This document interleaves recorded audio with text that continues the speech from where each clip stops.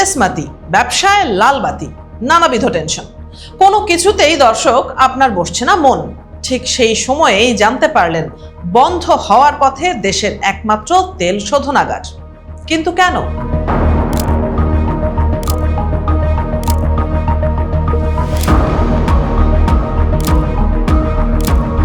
বিকল্প কি কিছুই নেই? মধ্যপ্রাচ্যের তেলই বাংলাদেশের জন্য এত জরুরি কেন? কেন মধ্যপ্রাচ্যের তেল ছাড়া অচল ইস্টার্ন রিফাইনারি? দর্শক, এসব প্রশ্নের উত্তর খুঁজে মানুষ হয়রান। তবে কর্তাদের করতলে এখনো সুখের গোলাপ। সংসদেও তাই চলে মৃদু মন্দ টকঝাল আলাপ। তেল নিয়ে তুলকালাম ঘটলেও তারা নির্বাক। মানুষ যখন তেলের লাইনে দাঁড়িয়ে অতিষ্ঠ, মন্ত্রীরা তখন এসি গাড়িটা থেকে নেমে আরাম করে বলেন, কিচ্ছু হয়নি, নো টেনশন, দেশে যথেষ্ট তেল আছে। দেশে তেল না থাকলেও সংসদে আছে। তেলাতিলি আর মুলোমুলি চলছে সমান তালেই। শেখ হাসিনা আমলের গানের বদলে এবার সংসদে বসছে কবিতার আসর। আসলে দর্শক, এদেশ কখনো ভবিষ্যৎ নিয়ে ভাবতে জানে না।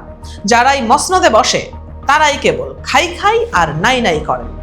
দেশের টেকসই উন্নয়নে মন দেন না কেউ। আর সে কারণেই চট্টগ্রামের পতেঙ্গা উপকূলের সেই পরিচিত দৃশ্য আজ বড্ড বিবর্ণ। দেশের জ্বালানি নিরাপত্তার অতন্দ্র প্রহরী ইস্টার্ন রিফাইনারি আজ নিজেই অস্তিত্বের লড়াইয়ে অবতীর্ণ। যুদ্ধের দামামা আর ভূ রাজনীতির মারপ্যাচে থমকে গেছে এই বিশাল তেল শোধনাগারের চাকা। দেশের একমাত্র রাষ্ট্রায়ত্ত তেল শোধনাগারটি বর্তমানে এমন এক সংকটে পড়েছে যা এর দীর্ঘ 5 দশকের ইতিহাসে আগে কখনো দেখা যায়নি।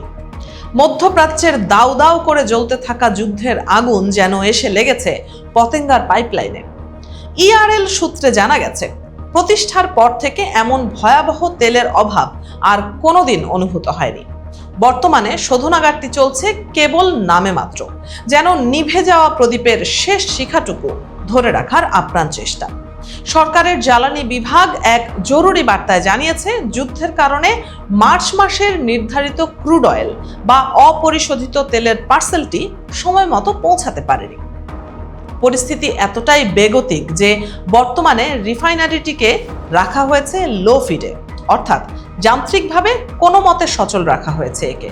কিন্তু উৎপাদনের সেই চিরচেনা গর্জন আজ স্তীমিত। বাস্তবতা আরও নিষ্ঠুর। শোধনাগারের বিশাল সব স্টোরেজ ট্যাঙ্কের তলানিতে পড়ে থাকা জরুরি বা ডেড স্টক ব্যবহার করে কোনোভাবে 2টি ইউনিট চালু রাখা হয়েছে। বাকি 2টি ইউনিটকে পাঠিয়ে দেওয়া হয়েছে রক্ষণাবেক্ষণে। বিপিসি কর্তৃপক্ষ হতাশাজনক চিত্র তুলে ধরেছে। তারা জানিয়েছে, ফেব্রুয়ারি মাসে শেষ চালানোর পর থেকে মার্চের কোনো তেল আর বন্দরে ভেড়েনি।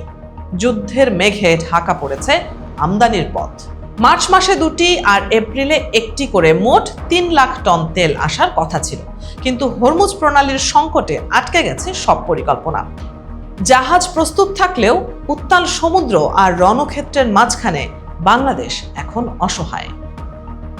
মে মাসের প্রথম সপ্তাহের দিকে তাকিয়ে আছে পুরো জাতি।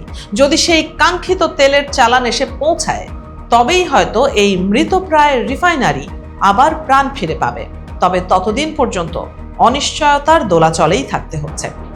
বিপিসি অবশ্য দাবি করছে, রিফাইনারি বন্ধ থাকলেও দেশে তেলের সংকট হবে না। ঘাটতি মেটাতে নাকি আগাম অতিরিক্ত ডিজেল ও অকটেন মজুদ রাখা হয়েছে। কিন্তু সাধারণ মানুষের মনে সংশয় থেকেই যাচ্ছে। দেশের মোট চাহিদার প্রায় 20% জ্বালানি মেটায় এই ইস্টার্ন রিফাইনারি, কিন্তু এর একটি বিশাল প্রযুক্তিগত সীমাবদ্ধতা রয়েছে। এটি কেবল মধ্যপ্রাচ্যের উন্নত মানের লাইট ক্রুড ছাড়া অন্য কোনো তেল পরিশোধন করতে পারে না। ফলে রাশিয়া বা ভেনেজুয়েলার মতো বিকল্প উৎস থেকে হেভি ক্রুড এনে যে এই সংকট কাটানো হবে তারও কোনো উপায় নেই। এই সীমাবদ্ধতাই এখন বাংলাদেশের জন্য গলার কাঁটা হয়ে দাঁড়িয়েছে। এই দৈন্য দশা ঘোচাতেই সরকার হাতে নিয়েছে ইস্টার্ন রিফাইনারি সম্প্রসারণ বা ইআরএল 2 প্রকল্প। প্রায় 31,000 কোটি টাকার বিশাল বাজেটে নির্মিত হতে যাচ্ছে আধুনিক এই শোধনাগার। নতুন প্রকল্প বাস্তবায়িত হলে বছরে 45 লাখ টন তেল শোধনের ক্ষমতা অর্জন করবে বাংলাদেশ। তখন যে কোনো দেশের যে কোনো মানের তেল পরিশোধন করা সম্ভব হবে, যা দেশের জ্বালানি নিরাপত্তাকে এক অন্য উচ্চতায় নিয়ে যাবে। বিপিসির মতে এই প্রকল্প সফল হলে সাশ্রয় হবে বৈদেশিক মুদ্রা, বাঁচবে পরিবহন খরচ। তখন বাজারের যে কোনো সস্তা ক্রুড এনেও জ্বালানি তৈরি করতে পারবে তারা। তবে এই বিশাল অঙ্কের খরচ আর প্রকল্পের যৌক্তিকতা নিয়ে প্রশ্ন তুলেছেন অনেক বিশেষজ্ঞরা। তারা মনে করেন দফায় দফায় খরচ বৃদ্ধি প্রকল্পের লাভজনকতাকে প্রশ্নের মুখে ফেলেছে। 2012 সালে যে প্রকল্পের ব্যয় ধরা হয়েছিল 13,000 কোটি টাকা, আজ তা বেড়ে দাঁড়িয়েছে 31,000 কোটিতে।